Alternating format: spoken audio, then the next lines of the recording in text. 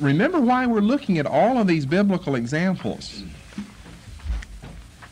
We're not just looking at them because we don't have anything else to do. We believe that lying is wrong. But we're asking ourselves, but what is a lie, though? We believe lying is wrong. We're trying to find out what a lie is. Because people who believe that lies sometimes are justified use some of these various examples that we're going to be studying here. And so we have to look at these examples and first of all find out, is it a lie or is it not? That'd be the first thing to find out. And then to ask ourselves a question, okay, so it is a lie here. But just because it's a lie and it's told in Scripture, it really happened to a saintly man of God, does that mean that it was right, though? And some people say, well, yes, if Abraham did it, that meant that it was okay. That's the reason why we have to look at these examples.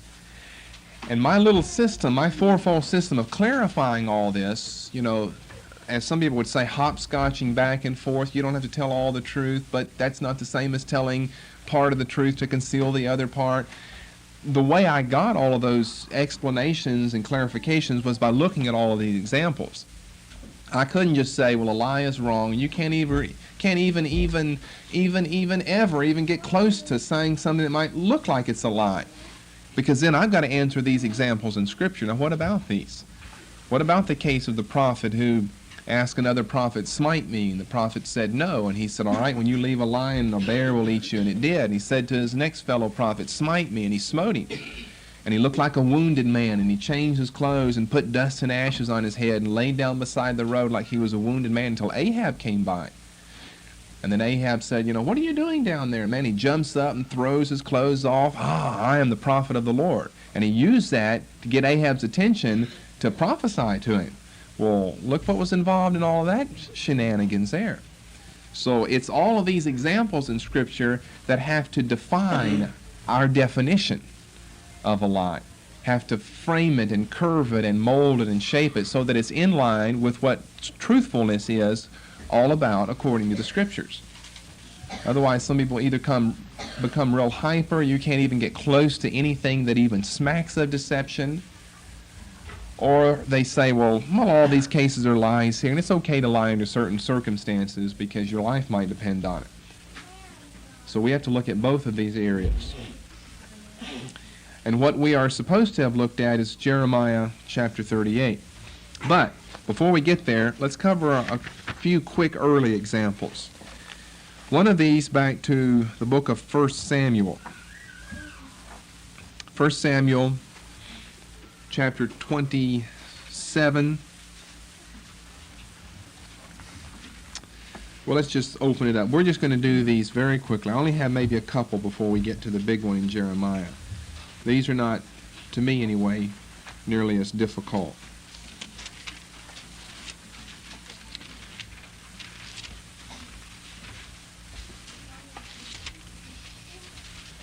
And we've even skipped over some that we've covered before. I think that we have anyway. Let me see here. I don't remember giving them thus far, but we've covered them in earlier teachings. Like, I just mentioned these. 1 Samuel 21, there are two occasions here. 1 Samuel 21, David is fleeing from Saul. He goes to Nob. The high priest Ahimelech is afraid. I'm in the first couple of verses. And said, why art thou alone, and no man with thee? And David said unto Ahimelech, the king hath commanded me a business, and hath said to me, let no man know anything of the business whereabout I send thee, and what I command thee, and I have appointed my servants to such and such a place. Well, that's clearly a lie. Saul has not sent David on some secret errand. David is running for his life from Saul. And he uses that before Ahimelech, the Lord's high priest, to make it sound as though he and Saul are on good terms so that he can get what he wants to get right here. He doesn't want to portray himself as a fleeing fugitive. So that's clearly a lie. And in the latter half of this chapter, you have him lying through his actions. He changed his behavior before them. He feigned himself mad in their hands. He scrambled on the doors of the gate and let his spittle fall down upon his beard, pretending as though he were some madman. 1 Samuel 21:13. We looked at that one in a little more detail. We studied it along with Psalm 34. So I just remind you of that, but that's on the earlier tape. And I think we mentioned 1 Samuel 27, but that's the next thing I have in my paper here. Let me just read this paragraph, and you see if you can follow along. I'm on the bottom of page 11 now. Without our going into too much more detail, the 27th chapter of 1 Samuel contains a fourth case of the half-truth in David's experience.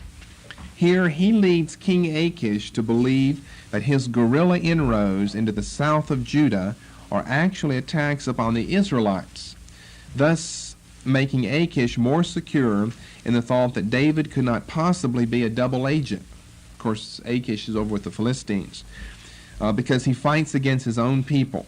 2 chapters later, he ends up leaving the Philistines anyway because of the insistence of their princes. But what David did and what he said he did do not square. This is 1 Samuel 27, verses 8 and 10. Okay, let's look at these two verses. 1 Samuel 27, verses 8 and 10. David and his men went up and invaded the Geshurites, the Gezerites, the Amalekites, for those nations were of old the inhabitants of the land, as thou goest to Shur, even unto the land of Egypt. Okay, that means south of Palestine, somewhere south, as you on the way to Shur as you go down to Egypt. Now that's what he did. That's what he did. Now, here's what he said that he did. Verse 10, Achish said, "Whither have you made a road today?"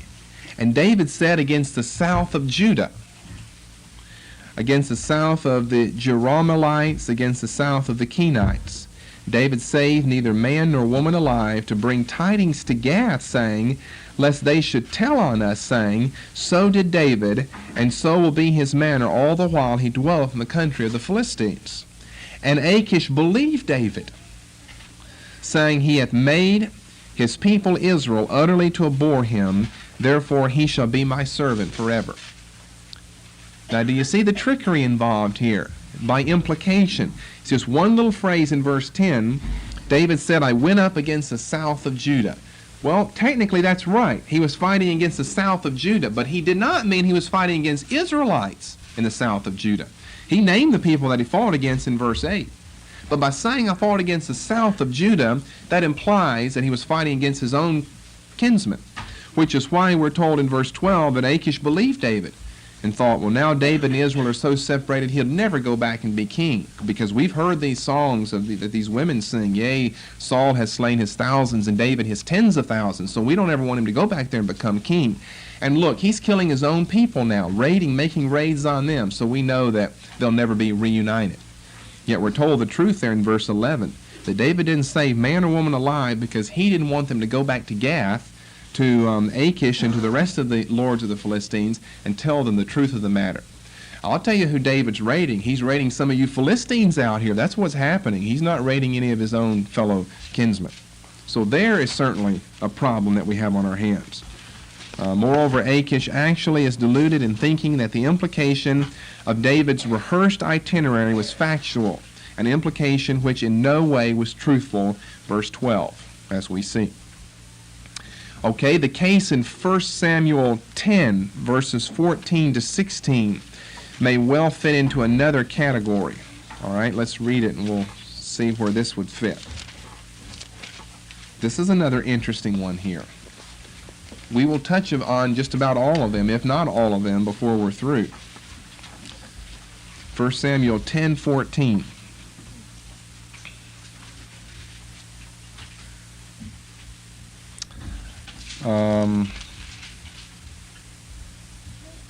Okay, you jump way back to 9:3. The asses of Kish, Saul's father, were lost. Remember, the asses are lost, and Saul is sent out looking for the asses. All right, do you remember what happens meanwhile? He can't find the asses. He asked his servant, what should we do?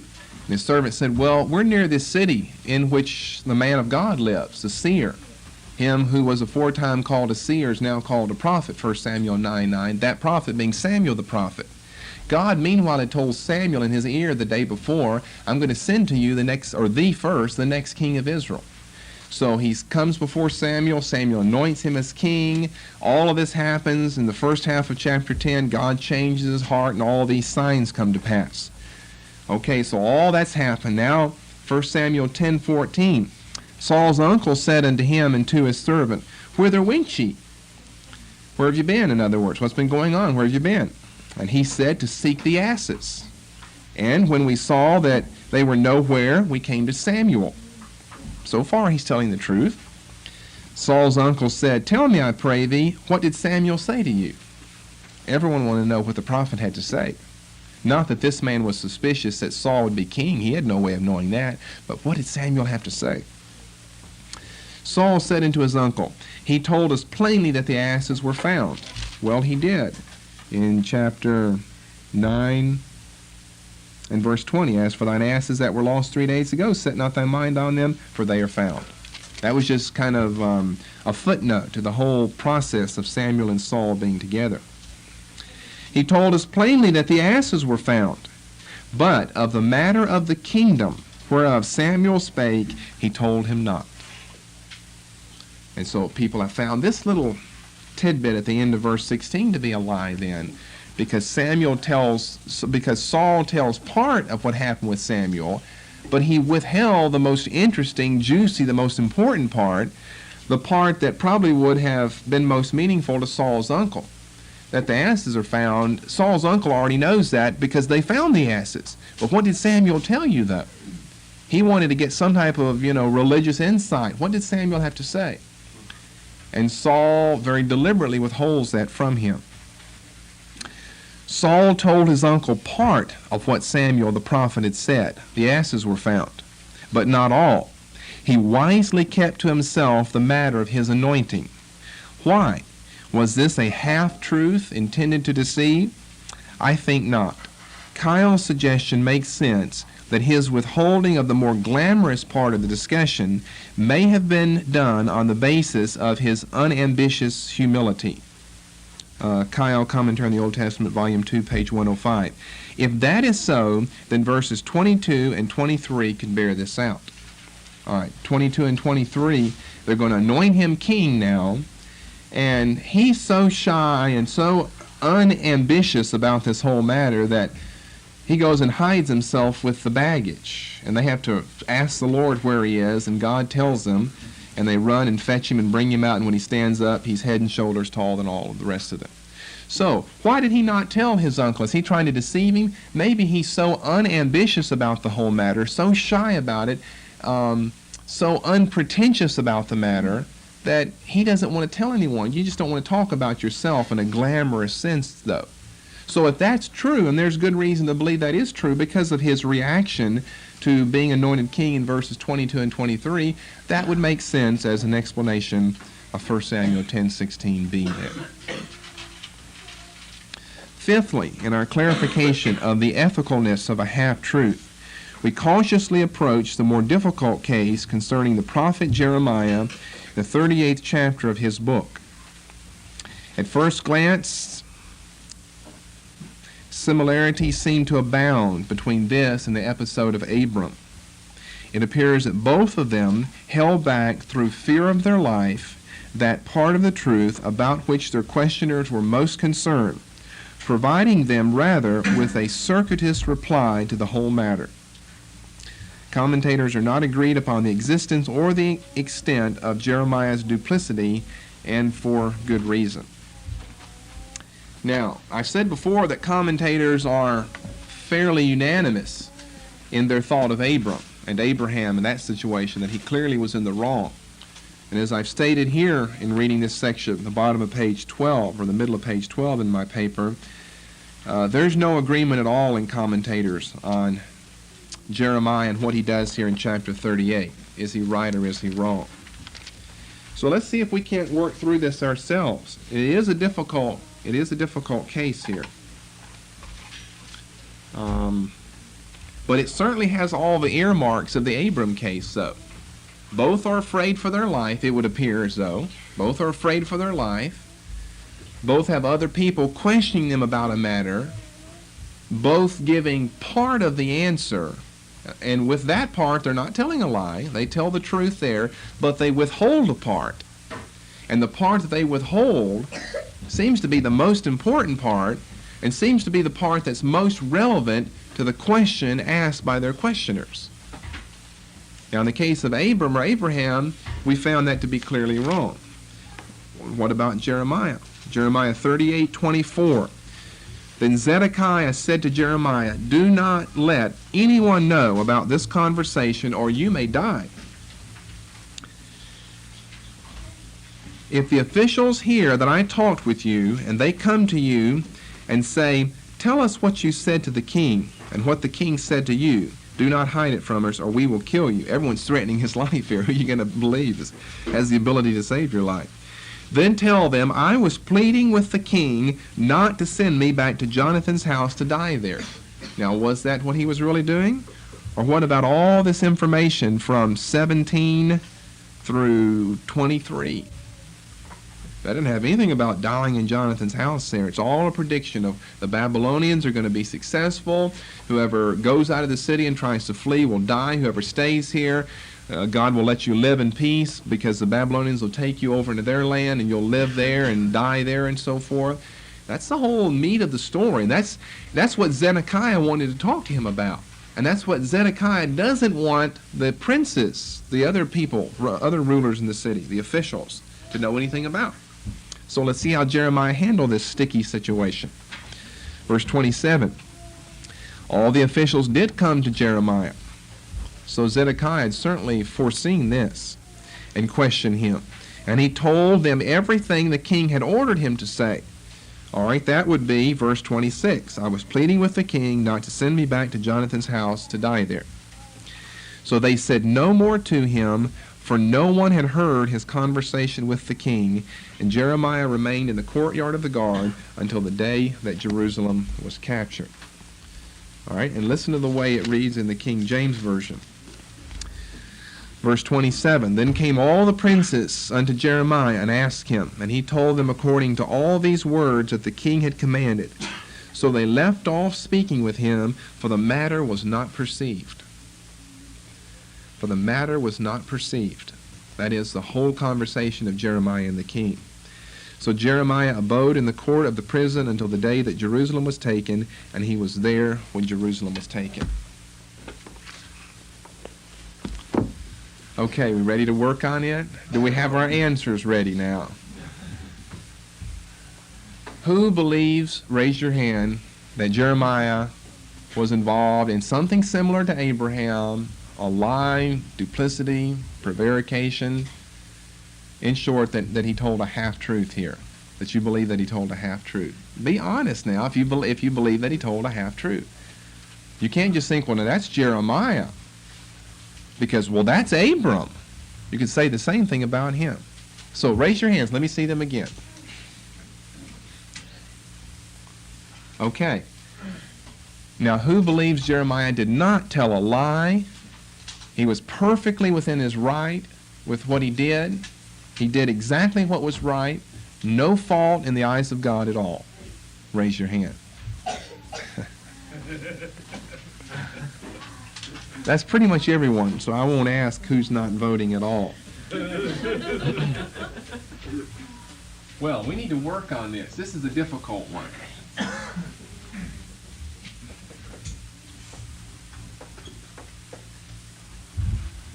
Okay, let's start working on some things. I apologize for not giving you time to read the whole account here, because Jeremiah has been thrown into prison in chapter 37 and rescued, and he's thrown into prison in chapter 38 and rescued, and finally asked the king, I don't want to go through this anymore. And so they had this conference, and the king said, now, if you tell anyone what we've talked about, you're going to die. And the princes, the officials come before him and say, if you don't tell us what you talked about, you're going to die. So he's just stuck all the time, it seems like. Stuck literally in the mire up to his armpits, and stuck in a sticky ethical situation here as well. And he comes out of it alive. But so did Abraham. That doesn't prove anything, that you come out of it alive. That makes you okay in what you did. Okay, give me some things that are influencing, some reasons, some thoughts. What's influencing? First of all, you people that believe that Jeremiah did lie, some things that are influencing why you believe that. Because I think it was split about 50-50. There must be some other people who don't think that your reasons, whatever reasons you have, are valid. They have some reasons why they believe that Jeremiah didn't lie. Okay? Well, he told him what the king told him what to say. Okay, he just repeats what the king said.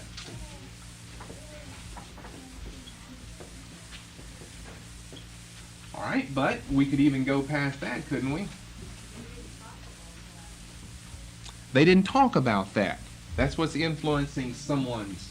They didn't talk about what he tells him to say in verse 26.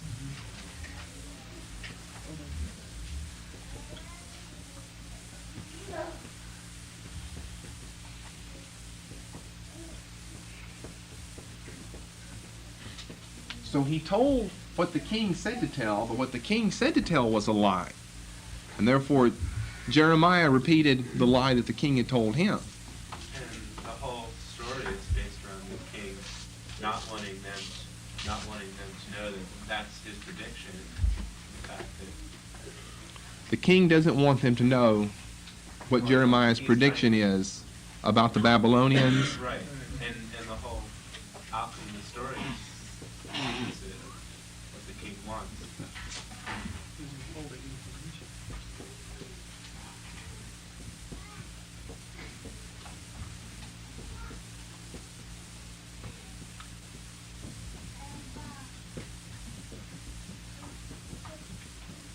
He's withholding information.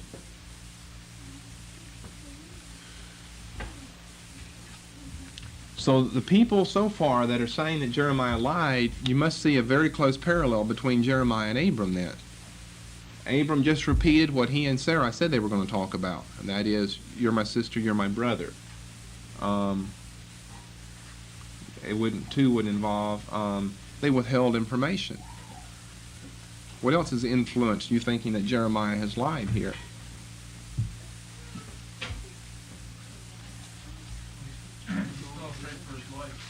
Okay, he's afraid for his life.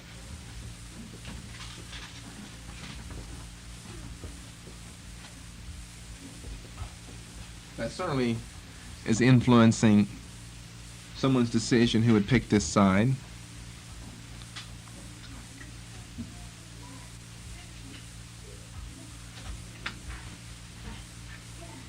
The king also, doesn't he say, if you tell him about this matter, you're going to die?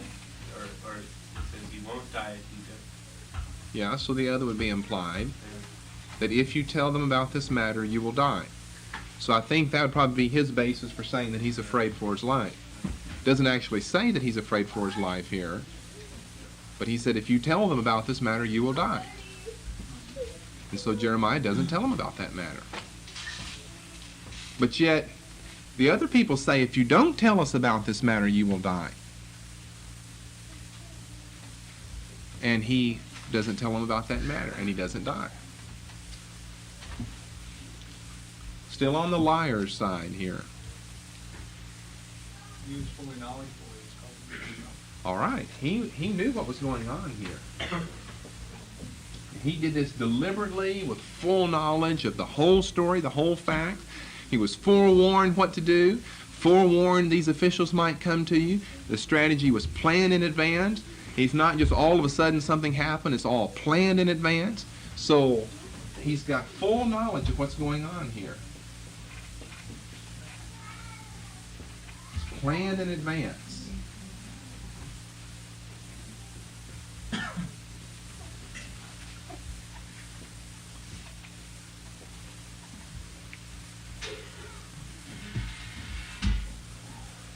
What else do we see here? Those are some fairly strong reasons that are obvious reasons when you read this passage here. Same with Abram and Sarah here. So we're majoring on these two big ones under the half-truth. Abram and Sarah had full knowledge. The strategy was planned years in advance. Here it was planned, we don't know, a few moments or hours or days at most in advance.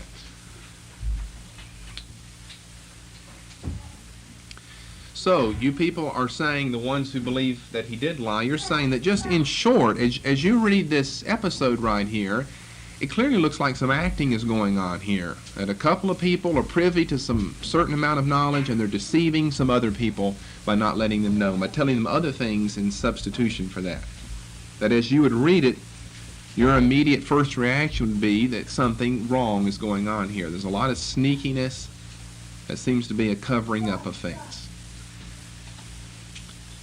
Okay, let's go over here to those of you who believe that Jeremiah, you're saying that he didn't do anything wrong. God did not disapprove of what he did here. He doesn't violate my little definition of what's going on. He, in short, does not do the same thing that Abram and Sarah does. Even with all this evidence against you now, you're saying that he did not do the same thing, that he's totally within his right with what he did here. All right, what has influenced your decision? You must not believe all of these things over here then. And yet they're fairly convincing because you can read them right there. So where were those other half of the people now? If Jeremiah really was fearful for his life, why is it here now than you see in earlier portions of his book of Jeremiah? Okay.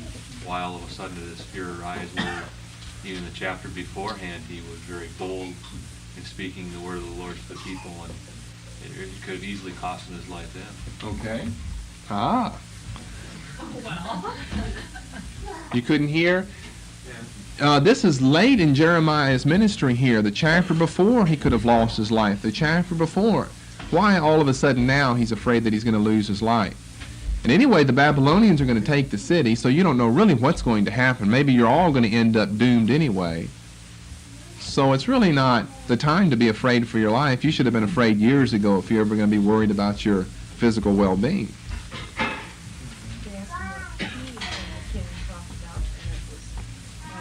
He told him what God had to say, not what he had to say. That's verse 17. Okay. This is what the Lord God Almighty of Israel says. Okay. So it was him, actually. It wasn't what he wanted to say. It was God. Okay. And he was rewarded for it in 20 minutes. Sophistry. Explain that. Okay, what she's saying, boy, that's really sneaky. That's more sneaky than the passage is here.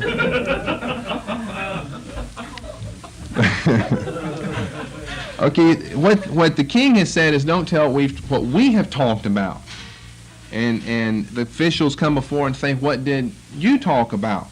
And so her emphasis here is, whatever was human originated, whatever came from them, that's what they were asking about. Whereas in fact, this whole part that was withheld was not what they talked about. They just read one another's minds, I guess. It wasn't what they talked about here. It's what God had spoken to the prophet to tell the king. Well, I mean, that could be put in there. That could be put in there. But you look at verse 24. Do not let anyone know about this conversation. He was talking about the whole conversation, whether it was, heavenly originated or humanly originated. Okay, how about verse 28 where he's All right. rewarded for it? And Jeremiah remained. All right, so we'll go to reward. That's one of the obvious things. God rewarded him. God rewards Jeremiah. I mean, that's a neat little note there. Jeremiah remained in the courtyard of the guard until the day Jerusalem was captured. All right, those of you on the lying side, what would you say about this third point then? Makes no difference. It makes no difference? Why not? Because Abraham was rewarded. He got rewarded, and we know that he lied. Rewarded, yeah. All right? But that's the point you'd put over here to think that he didn't lie. And yet you people would have an answer for this, you would say. These people are supposed to have answers for your thing. And also the first one too, just we've already seen it, the up and down too. But, Yeah, right at the beginning of the chapter, it says, fear for his life before he started talking to the king. Okay, where are we here? Give me some verses on that. For the continuation of this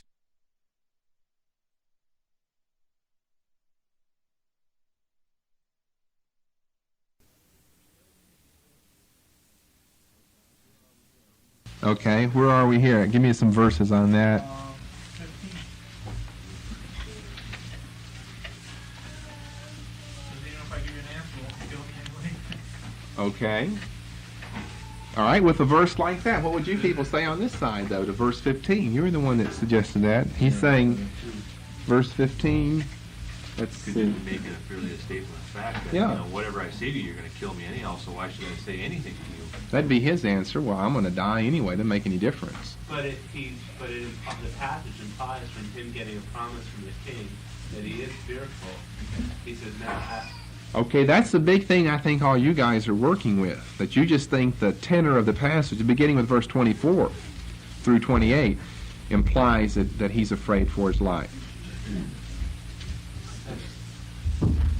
Then Zedekiah said to Jeremiah, do not let anyone know about this conversation or you may die.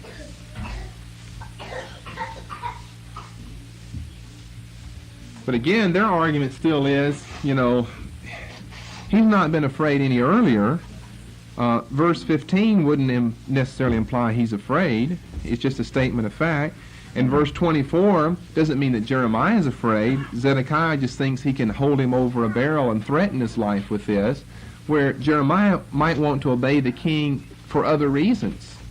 He may see something good politically come out of this all, because we're in a very difficult time. You got to remember, look at the next chapter, 39, the fall of Jerusalem. Jerusalem is gone within a couple of days. We're in tremendously difficult straits and odds right now. Maybe Jeremiah, he's not concerned for his own life, they would argue. But he sees we're in difficult times, and maybe I have other reasons for obeying the king, although he gives me the reason of fear for my life. it appears that Zedekiah's strategy is not only worked out with Jeremiah, but then he fulfilled it, I mean, to his loss, if he doesn't obey Jeremiah. But it appears that since Jeremiah, the people didn't know that they did, try to hold Jerusalem to the loss. Mm-hmm. It appears Yeah. that everything worked out as Zedekiah had planned. Yeah. And to Zedekiah. Yeah. Yeah, the people are still trying to hold the city when it's already been clearly said in this little conversation here that he didn't reveal that they won't be able to hold the city. What side are you on now, the lying side? Yeah, but see, these people I think would use that same argument though. They would say, well then, if the people are going to try to do it anyway, it's worthless to give them this information. Maybe they'll just encourage things even worse among the people, like, I don't know, mutiny on the bounty or something. Well, not looking at those results, but looking at the fact that resulted from the conversation that the people were deceived. Or were they? I'm sure these people are arguing that these, you're talking about the officials now? Yeah. That the officials weren't deceived. Because if they're deceived, then Jeremiah lied to them. He led to their deception somehow. So they must not have been deceived. I think from verse 24, it appears to me that Zedekiah is the one that's really fearful. He didn't want the officials to know that he had gone to Jeremiah privately, because I think it says earlier he privately went to, or secretly went to Jeremiah. And from the Now, earlier portions of the chapter, it was these officials are the ones that threw him in the mire, in the pit. And it was Zedekiah that gave the command of the Cushite to go and with 30 men take him out. Mm-hmm. And maybe it was Zedekiah's fear of the people that he didn't want them, the officials, to know that he had gone to Zedekiah, because the officials were the ones that originally wanted Jeremiah killed because of his bad talk against Jerusalem. Mm-hmm. Okay, so remember the whole thing about Abram and Sarah. Abram feared for his life. And what these people are trying to do on this side, who believe that he didn't lie, they're tearing this fear argument to shreds by saying that, in fact, there was fear involved here, but it wasn't with Jeremiah, it was with Zedekiah. And for you on this side, isn't that also the flavor that you can also see there, that Zedekiah doesn't want to know? He's afraid of what the officials are going to think. Doesn't look like Jeremiah is too concerned about what anybody thinks. Why would he then tell the lie if he wasn't fearful when... All right, that's a legitimate question. Not Zedekiah's life. Okay, here's the thing. Both of the people, both the king and the officials, threaten him death if you don't tell us the truth. So he's going to die, it looks like, either way. And he picks, well, I'm going to say what the king said. He could have disobeyed the king. Let's ask ourselves that question. What if he disobeyed the king? Do you think the king could have had him put to death?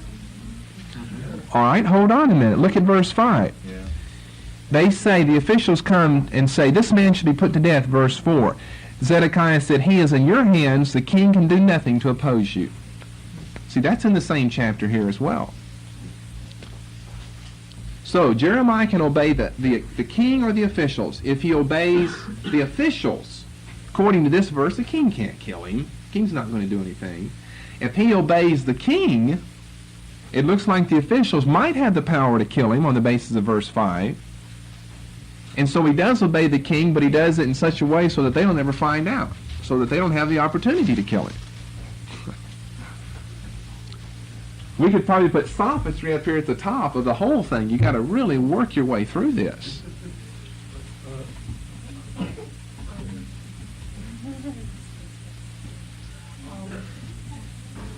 Wasn't the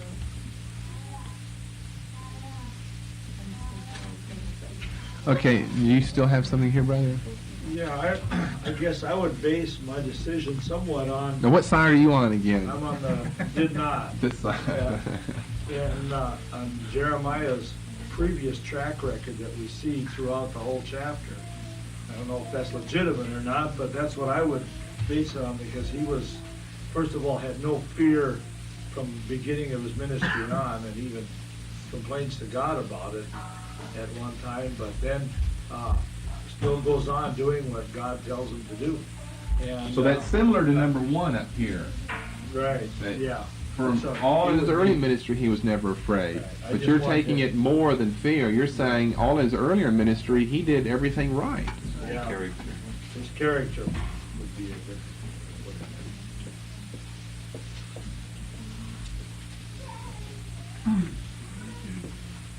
We see that same thing with maybe with Isaiah too, probably.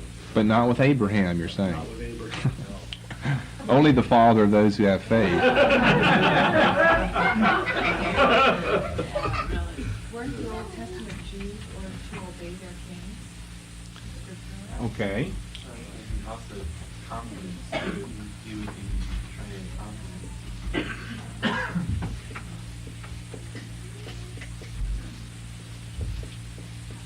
Been no less true in Old Testament as it was in Romans 13, submission to authority. The authority here is clearly the king and not these officials. What was your statement again? That he also, there's about, in Proverbs, not to betray the confidence. There's something that's said confidentially, you're not obligated to say it, but then. But what if in not saying it I you think he deceive goes someone? beyond it, Oh, you think yeah, you're on this side, so he goes beyond that. Well, I think that maybe they could work against that fear that he wasn't afraid. But I think the strategy in 15 and 16 shows that I think maybe he was afraid. I think that's what, I mean, why would he say, the only reason he would say something like verse 15 would be that he wasn't going to give an answer if he wasn't afraid. But then when Zedekiah comes back and says, well, I'll save you if, you give me an answer. So I think that shows that he was afraid. But even if he didn't show it, he was afraid, the did not side hasn't explained how come he can repeat what the king says, and that's not what they talked about. They talked about, Yeah, throw out the fear argument, move on to something else. well, can I get that too? Wait just a minute. Hold on. Hold your horses. They haven't talked about it all, about him saying, he talked about the king pleading him that not send him back to Jonathan's house. Okay. And they didn't talk about that in the passage. Okay. It's because Jonathan didn't participate, the king talked about it. Where? let's He said it. No, that. let's read this passage. Receiving credit.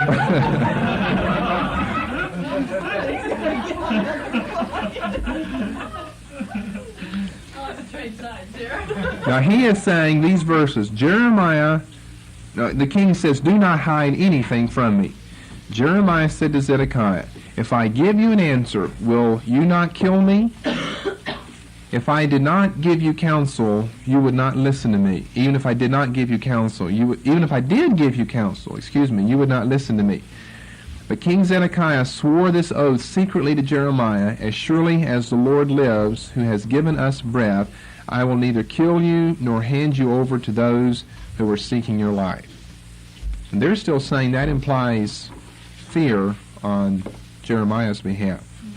Well, I think if he wasn't afraid, he wouldn't have, verse 15 and 16 just wouldn't have been there. And he would just write the verse 17 and said, here's my answer. Here's what the Lord said. Well, let's stay on this one for right now. Why wouldn't the king have said, do not hide anything from me? In verse 17, Jeremiah said, this is what the Lord God Almighty said. Why did, before he spoke, we had to have this parenthesis of verses 15 and 16, as though before he spoke, he had to have a certain guarantee. That's what he's arguing. Wasn't that guaranteed not to fulfill his answer? Let's read it again then. Jeremiah said to Zedekiah, if I give you an answer, will you not kill me? Will you not kill me? Will you not kill me? Which one is it? Where's the emphasis? Yeah, see, we're seeing two different questions through that. In other words, you promise you won't kill me? Or will you not kill me regardless of what type of answer I give you? See, we can have two different questions with that. Do we all see the two questions there? But what about the second sentence, though? Even if I did give you counsel, you would not listen to me. Well, it's pretty easy to say, though, that he doesn't want to die. I mean, he doesn't think that he's going to, that question would, if you're talking about that knot in there, that's implying that he's gonna get killed before that statement came up anyway. So that's not. I mean, I think the people on this side would argue that second sentence defines the way in which that question is asked in the first part of verse 15. Even if I do give you counsel, you won't listen to me. So if I give you an answer, will you not kill me anyway? I mean, that's what I would think they would think, is that the second sentence would dictate that you'd put the emphasis, as I just did, on the first sentence there. Instead of, you promise you won't kill me, why would he then go on and say, well, even if I did give you counsel, you wouldn't listen to me? Unless it's all meant to be sarcastic here. If I give you an answer, won't you kill me anyway? I mean, Zedekiah and Jeremiah have not been friends prior to this. He did go to him secretly and say, do you have any word from the Lord? Jeremiah said, yep, you'll be given to the hands of the king of Babylon. So they're not the best of friends here. And I think these people would argue it's sarcasm that we see in verse 15 there. Then you have to argue different things about verse 16, such as Zedekiah misunderstood the sarcasm. Are we still on this topic before we go on? Let's go and explain verse 26 then. Okay, then he wants to jump somewhere else. Oh, that was my comment. Why didn't Jeremiah answer the same Which side are you on? I'm on the line. Okay.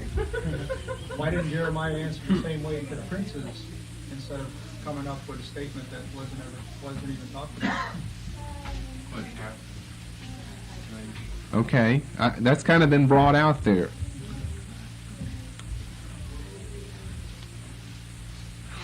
First Samuel 16 coming into play with what the scripture teaches there.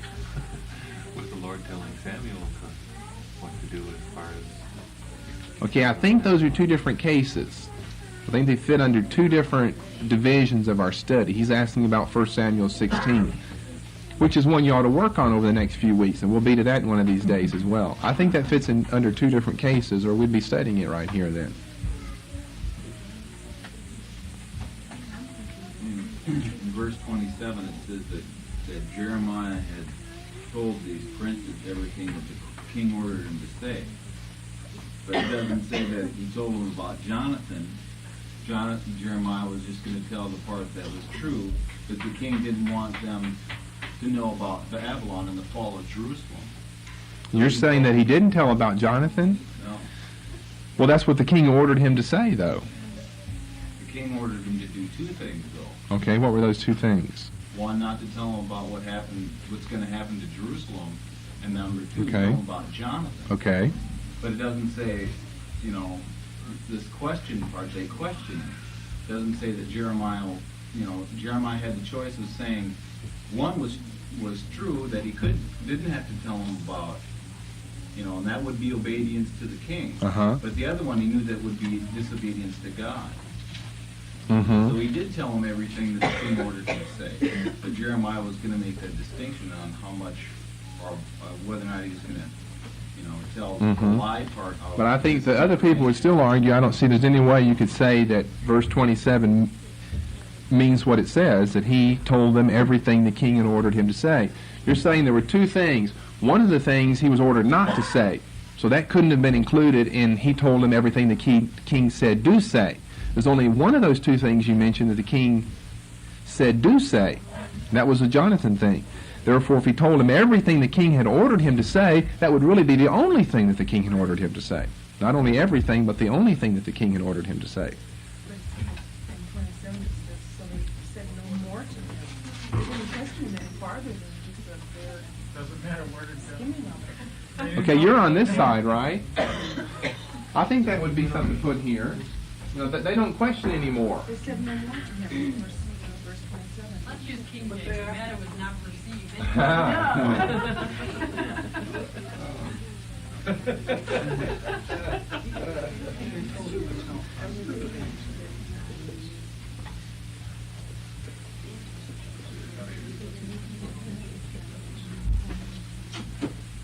I don't know what you're implying by this. Various things could be implied by this number 7. The officials did not question further, like, well, it's their own fault.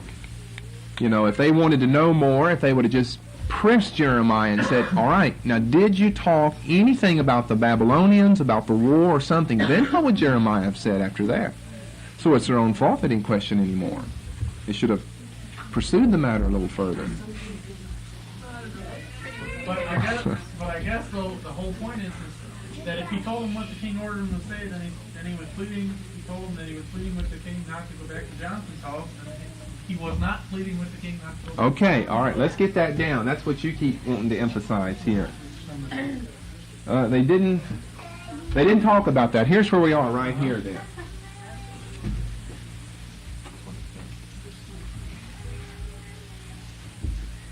They didn't actually talk about what's said there in verse 26. Okay.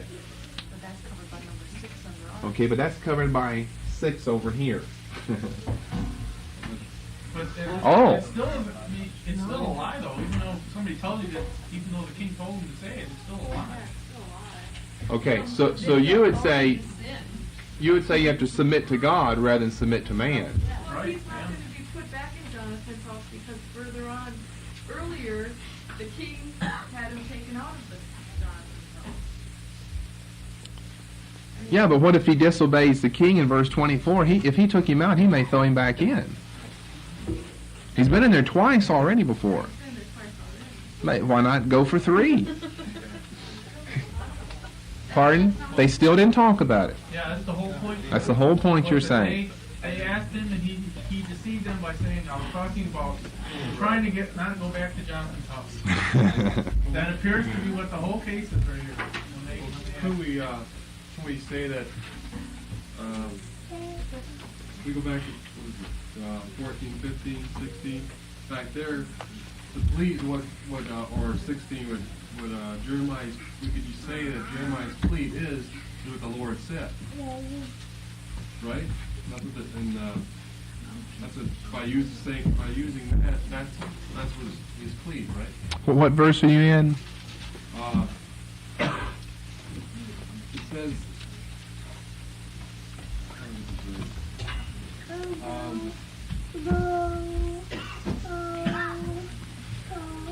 what Jeremiah, speaking what the Lord told him to say, what we call that Jeremiah's plea then, for his life then, if we could say.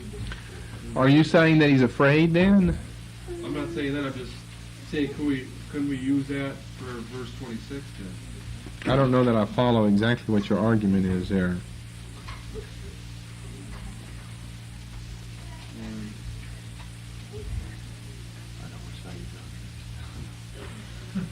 Yeah, which side are you on?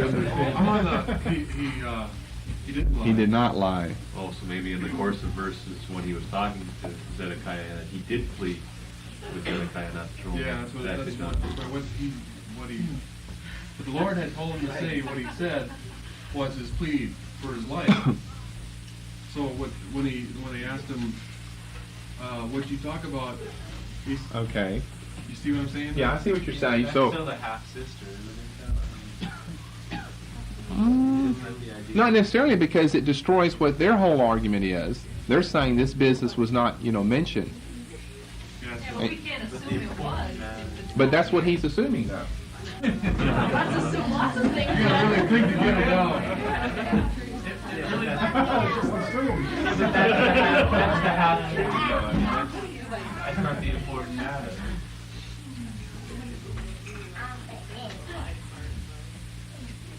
That's just like saying she is my sister. But they must see a difference between the two, though.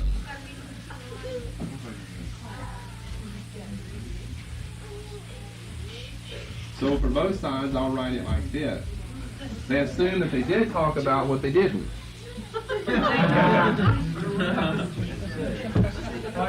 Now, if we're just going to count numbers, these people are winning over here. but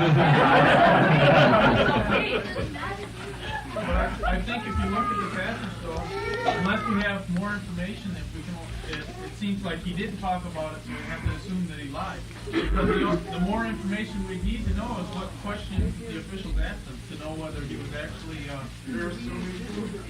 if he was actually deceiving them or not.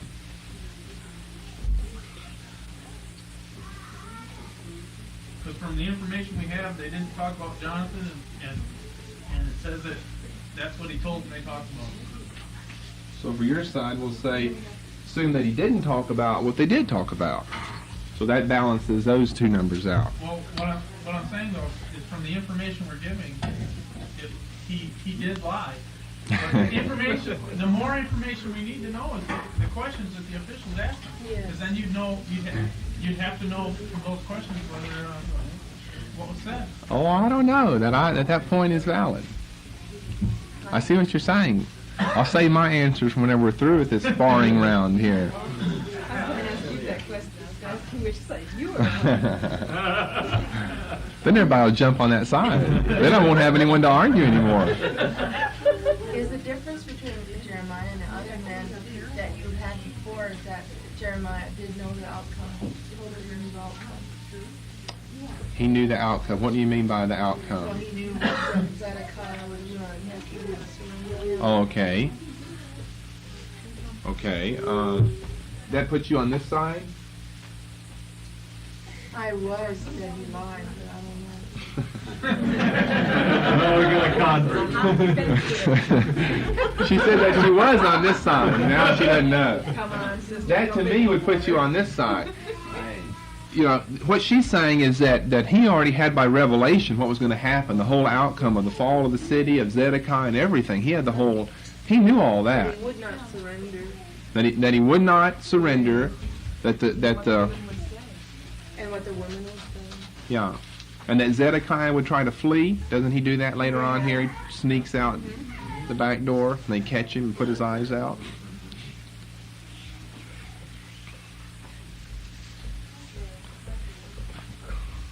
I don't think we've exhausted everything that's here.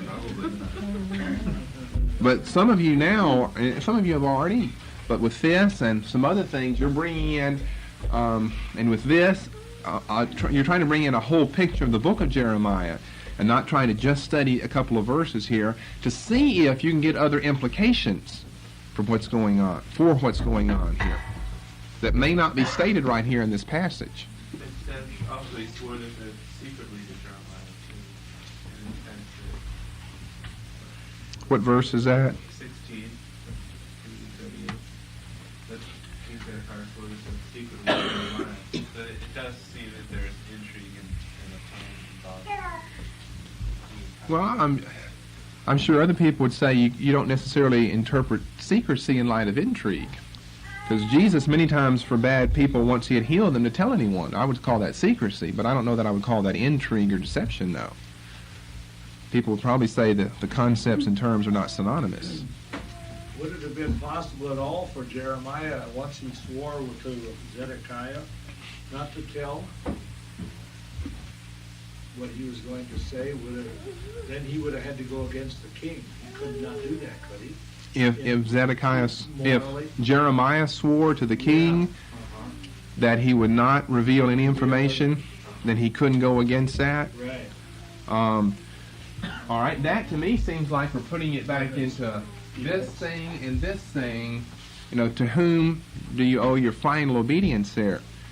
What if he swore to the king that he would not reveal anything, but someone got him so pinpointed on the matter, he either A, has to reveal, or B, has to take the fifth.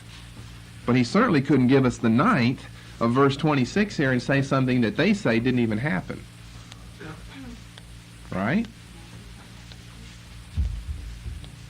Going back to verse 24, so just the whole context of what Jeremiah said from 17 through 23, with the reasoning for Zedekiah's telling Jeremiah not to let any man know these words. In essence, Jeremiah had already told all the people these words, and that's what caused him to be thrown into the prison and in the miry pit in the first place. So was he really withholding anything the people already didn't hear from him?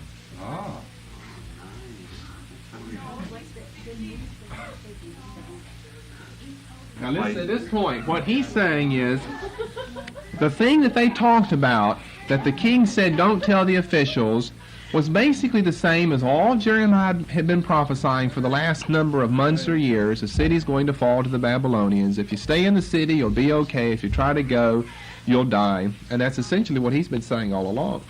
So why didn't he tell Right. And it appears the passage says that they were talking about him pleading not to go back to Jonathan's house, nothing about conversation.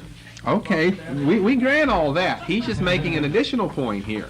Well, that's right, but So- Jeremiah would have feared for his life by not saying what he's been saying all I see what you ladies' question is, well, if they already knew it, why didn't he go ahead and say it? But still, he's got a point. He's making a point here. He's got a very interesting point here that, I've been telling this to you guys all along. I guess he's saying, I'm under no obligation to repeat all this information anymore. You didn't believe me back then, I'm not going to say it again now. And so to answer your question, well, why didn't he go ahead and say it then? He would probably answer, because of the king.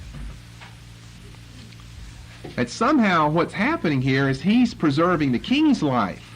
He's preserving the little stability that's left in the city, rather than being concerned about his own life. Because he already knows the outcome. He knows the end from the beginning. Right? Or if you weren't thinking that, I developed his thought, where that would go. That would end with that conclusion. Now that would be a point to shoot down, though. If you can.